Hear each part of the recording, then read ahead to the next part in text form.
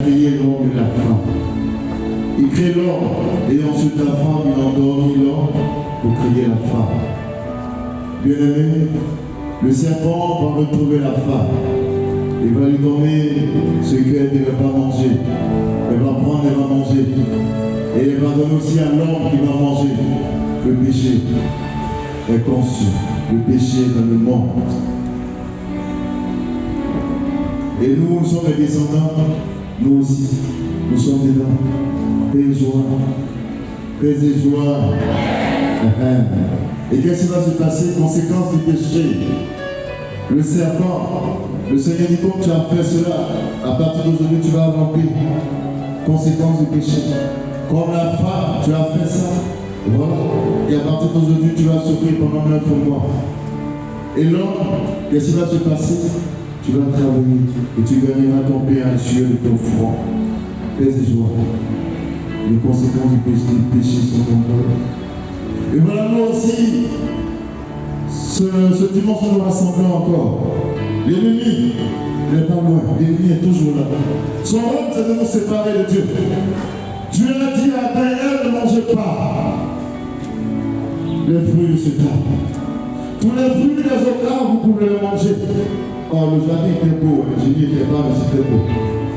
Je sais que c'était beau, parce que s'il y avait beaucoup de fruits à manger et qu'on a interdit un seul arbre de ne pas manger ces fruits, c'est que le Seigneur avait déjà tout planifié pour nous. Et voilà ce qui va se passer. Il va écouter la voix de l'ennemi, au lieu d'écouter la voix de qui? De Dieu. Est-ce que j'écoute la voix de Jésus? Bien aimé, tu as entendu dans l'évangile de ce matin. Le Seigneur dit quoi? Celui-ci est mon fils bien-aimé. Écoutez-le. Il n'a pas dit entendez.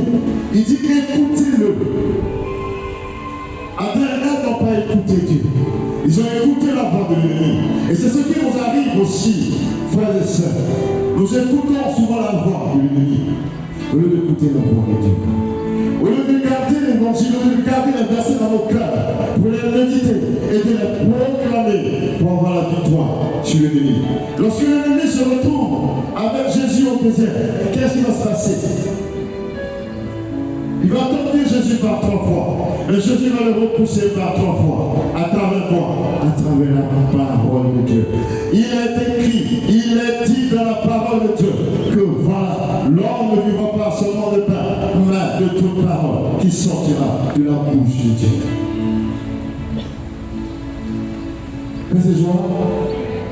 La parole de Dieu. Peut-être que cette parole-là, tu l'entends et puis tu passes. Elle n'est pas importante pour toi, mais elle est source de vie, elle est source de lumière, elle est source de libération. Cette parole libère l'homme et rend l'homme libre de tout esclavage. Paix et joie. Parce que tu es encore enchaîné parce que tu n'as pas la connaissance. La connaissance affranchit l'homme, la connaissance rend l'homme libre. Paix et joie. Voilà pourquoi je vais te demander, c'est vrai qu'il y a des questions, mais peut-être je vais revenir un peu dessus. Je vais te demander d'écouter le sermon sur la montagne. C'est très important. Je vais te parler peut-être quelques heures de l'ennemi, mais je vais te demander d'écouter le sermon sur la montagne. Ce que Jésus va annoncer étant sur la montagne, tu prends le micro et tu parles. Il faut qu'on entende.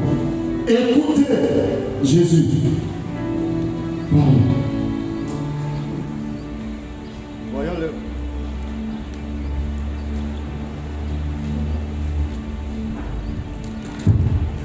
Voyant les foules, il gardait la montagne et quand il fut assis, ses disciples s'approchèrent de lui et prenant la parole, ils l'enseignèrent en disant: Heureux ceux qui ont l'âme de pauvre, car le royaume des cieux est à eux. Heureux les doux, car ils posséderont la terre. Heureux les affligés, car ils seront consolés. Heureux les affamés, assoiffés de la justice, car ils seront rassasiés. Heureux les miséricordieux, car ils obtiendront miséricorde.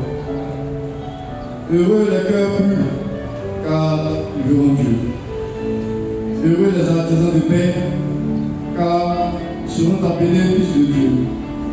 Heureux les persécutés pour la justice, car le royaume des cieux est à vous. Heureux êtes-vous quand on vous insultera, quand on vous persécutera et qu'on dira forcément contre vous toutes sortes d'infamies à cause de moi. Soyez dans la joie et la détresse, car votre récompense sera grande dans les cieux. C'est bien ainsi qu'on a persécuté les prophètes tout le monde. Parole du Seigneur. Merci.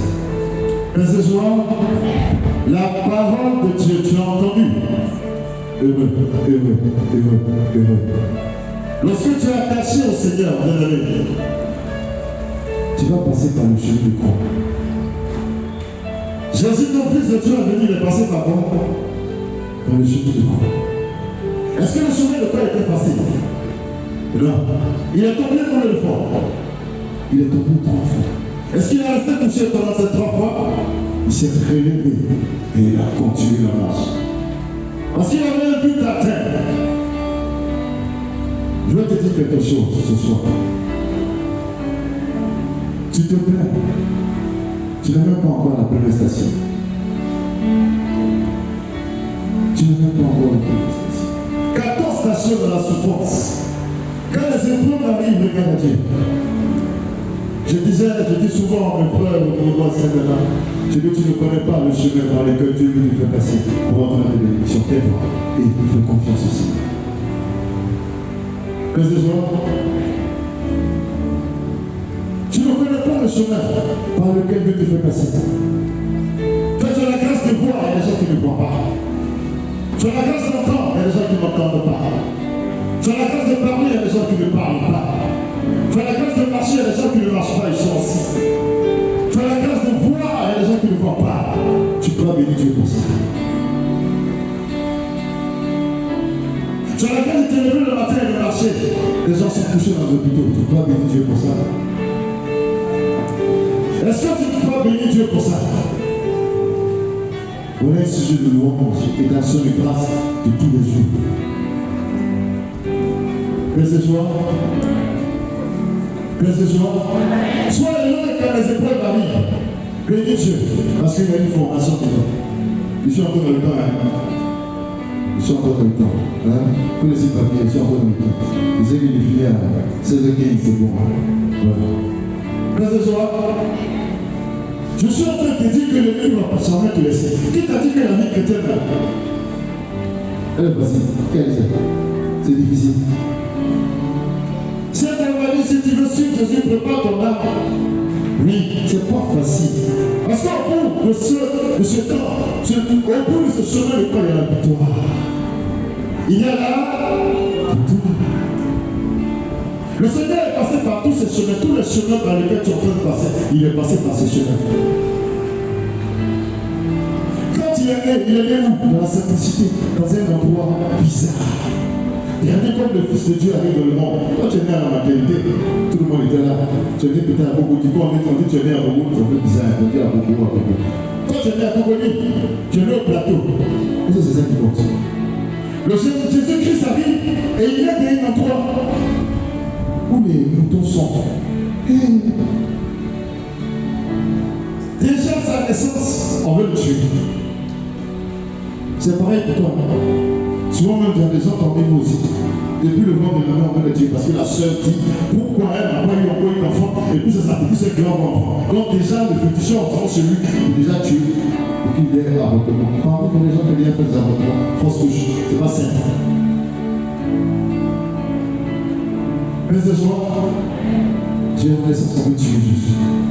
Tous les enfants, les nouveaux-nés dans les tubes, Jésus est tué. Il dérange. Sa naissance déjà dérange. Toi aussi, ta naissance, ça dérange. Les rois m'a dit quoi? On a vu sur les toits. Alléluia. Et nous sommes venus. L'ennemi aussi prend ton toit. On n'avait pas une lampe bleue sur le poste. On a mis une lampe bleue sur le lampadaire pour qu'il brille. L'ennemi voit aussi ton étoile. Il veut éteindre ça. Tu as compris? L'ennemi voit. Il connaît, il sait que tu es un béni de Dieu. Comme toi, par exemple, tu dois t'attirer dans notre affaire de formation. Pour qu'à partir de là, on puisse voler des grâces. C'est comme ça on fait. Alors, sait que tu es béni. L'onction est sur toi. La lumière, il voit. Il y a des gens qui ne draguent pas des filles pour draguer. Ils draguent des filles parce qu'ils ont vu quelque chose sur la fille. Spirituellement, ils vont penser, ils vont partir, ils vont coucher avec toi. Et puis cette fille, ils vont donner des grâces, et puis c'est spirituellement. Ah, j'ai compris que depuis un moment, sur toi, mais je ne comprends pas. Mais c'est ça. Ton corps, tu le gardes sain pour la personne que Dieu aura prévue pour toi. Et toi, on cherche à tuer Jésus. Jésus nous dit comment son ministère. Et les enfants, on le chasse. On les quitte ici. Toi aussi, on va te chasser, souvent au bureau. Quand tu as vu que tu parles de Jésus, on te quitte là-bas. On va venir gâter notre affaire. Parce que toi, partout où tu arrives, tu éclaires les gens, tu parles de Dieu, tu parles de Jésus. Tu parles de sa parole parce que tu la manges cette parole chaque jour. Donc quelque chose se passe en toi quand tu déranges les âmes. Non mais bénis Dieu. Bénis Dieu. Parce que là où tu poses ton pied, quand tu es un enfant, tu déranges. Toute la course se laisse avec toi. Et puis tu déranges ceux qui sont là. On dit on laisse là. Madame Makissi, on va laisser là, c'est comme ça. Chaque fois qu'elle arrive ici, les choses on peut venir des cartes.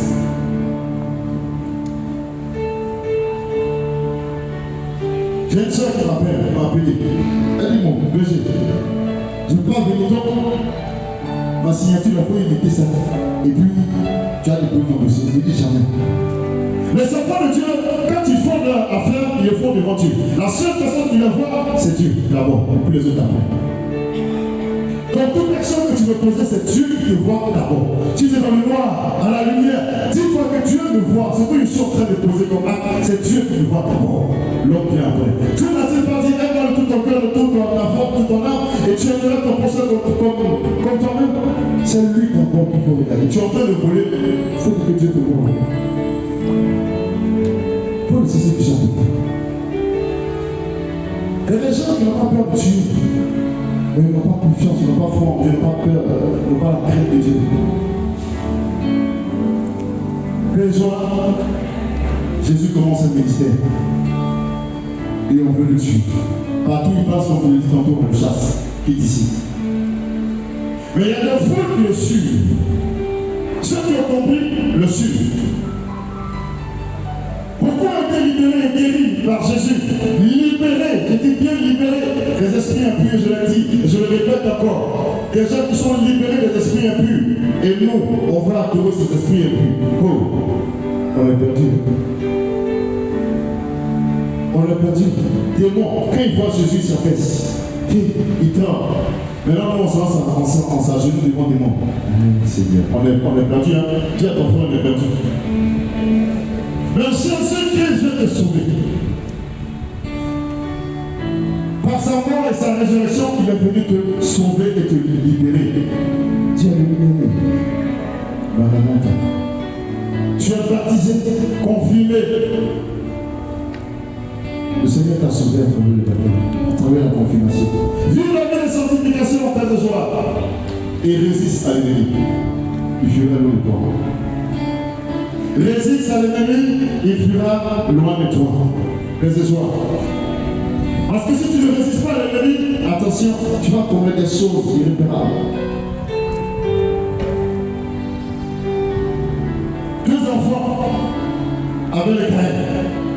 Qu'est-ce qui s'est passé?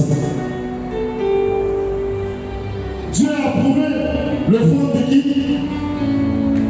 Dieu a approuvé le front de qui? Et le front de Caïn. Qu'est-ce qui s'est passé? N'a pas été approuvé. Qu'est-ce que Caïn a fait? Il était fâché, il était en colère. Et qu'est-ce que Dieu lui dit? Il dit fais attention, le péché est à ta porte. Ne laisse pas te dominer. Si tu le laisses te dominer, si tu laisses le péché te dominer, si tu laisses l'esprit malin te dominer, tu vas commettre des choses. C'est pas bon.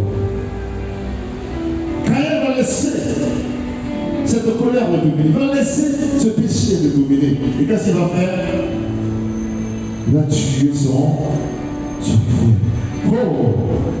Vous voyez combien de fois l'emprise de l'ennemi sur notre vie, notre esprit, la possession de l'ennemi peut nous pousser à faire des choses contraires à la vie de Dieu, contraires à ce que Dieu dit. Dieu a dit comme le commandement, tu ne tueras pas. Tu ne voleras pas, tu ne tueras pas. Tu ne commettras pas l'adultère.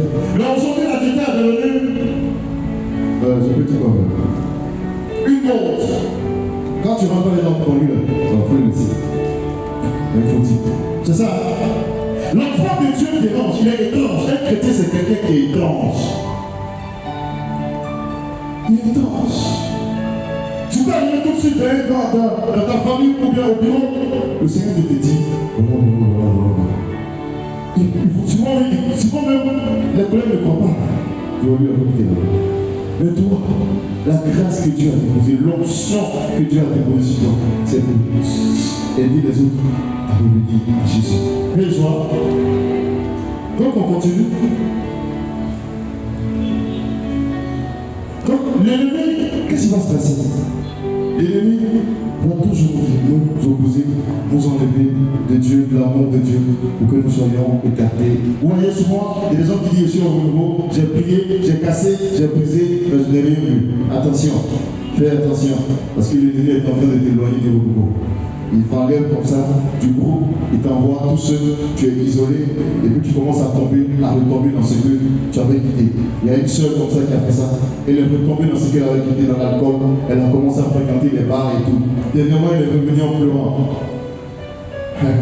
Elle est revenue en pleurant, fais attention. Parce que le rôle de l'ennemi, c'est ça, c'est de t'amener à quitter tout ce qui te rattache à Dieu. Loisirs, télévision, beaucoup de choses. Et tu vas passer des heures, t'as eu, c'est fini. Quelle joie. Il y a des liens de famille dans les familles, ça existe. Il y a des personnes qui continuent d'adorer ce que les ancêtres avaient. Ils continuent d'adorer ça. Donc ça crée des problèmes dans les familles. Toi qui décides de changer de vie, toi qui décides d'attacher au Seigneur, c'est toi qui es poursuivi. Souvent la nuit, tu es poursuivi, il y a des animaux qui te poursuivent. Souvent on tire sur toi, ils ont des pistolets, tout ça. On tire sur toi la nuit, plein de joie.